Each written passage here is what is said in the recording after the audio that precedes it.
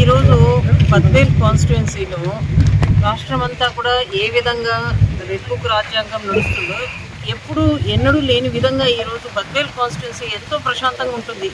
ఎవరు గవర్నమెంట్ ఉన్నా ఏమున్నా కూడా, ఎందుకంటే 19 నుంచి 24 కూడా వైసీపీ ప్రభుత్వం అధికారంలో ఉన్నప్పుడు కూడా ఎవరు కూడా ఇలాంటి అరాచకమైన సంఘటనలు అయితే బద్వేల్లో ఎప్పుడు జరగదు. కానీ ఈరోజు కూటమి ప్రభుత్వం అధికారంలోకి వచ్చిన తర్వాత బద్వేల్లో కూడా నిన్నటి రాత్రి ఇక్కడ కడప బద్వేల్ మెయిన్ రోడ్లో బైనపల్లి ఈ గ్రామంలో ఇక్కడ ఎన్నో ఏళ్ల నుంచి, ఒక 60 ఏళ్ల నుంచి శ్రీకాంత్ రెడ్డి అని వైసీపీ నాయకుడి వాళ్ళ అప్పగారి హయాం నుంచి వాళ్ళ అధీనంలో ఉన్న ఈ భూమిని వీళ్ళు ఏదో ఒక చిన్న ఇల్లు ఏర్పాటు చేసుకుని ఇక్కడ ఉన్న ఈ నివాసాన్ని నిన్న రాత్రి పూట, అంటే ఈరోజు శుక్రవారం తెల్లారుజామున 3 గంటలకు రెవెన్యూ అధికారులు, ఇరిగేషన్ అధికారులు అందరూ కూడా ఎంత విన్నవించుకున్నా, మా పెద్దలు ఎమ్మెల్సీ గోవిందరెడ్డి సార్ కానీ నేను కూడా స్వయంగా ఆర్డీఓ గారితో వాళ్ళతో ఫోన్లో మాట్లాడటం జరిగింది. ఇక్కడ అధికారులు, నాయకులు అందరూ కూడా, గ్రామస్తులు అందరూ కూడా కొంచెం టైం ఇవ్వండి అని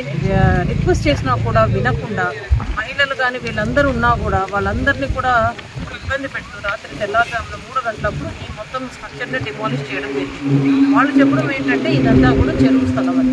ఓకే, మీరు అన్నట్టు చెరువు స్థలమే, ఇంకా ఎన్ని ఎంక్రోచ్మెంట్స్ ఉన్నాయి. మేము అడగటం ఏంటంటే మొత్తం చెరువు స్థలం ఎక్కడెక్కడ ఉందో అంతా కూడా మీరు సర్వే చేయండి, మొత్తం అన్నీ చేయండి. అందరితో పాటు మాకు కూడా ఏదైనా న్యాయం ఒకటే, ఎవరికైనా కూడా. మేమేమి అన్యాయంగా శ్రీకాంత్కి న్యాయం చేయమని మేము అడగటం లేదు.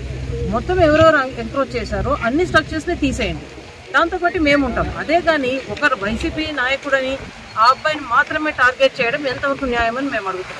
అదే కాకుండా 2016లో మనం చూస్తే ఇక్కడ వారి ప్రభుత్వం హయాంలోనే, టీడీపీ వాళ్ళ హయాంలోనే రోడ్డు వేయడం జరిగింది ఈ స్ట్రక్చర్ పక్కనే అడ్జసెంట్. మరి చెరువు అయితే కనుక మీరు సీసీ రోడ్డు ఎలా వేశారు అక్కడ?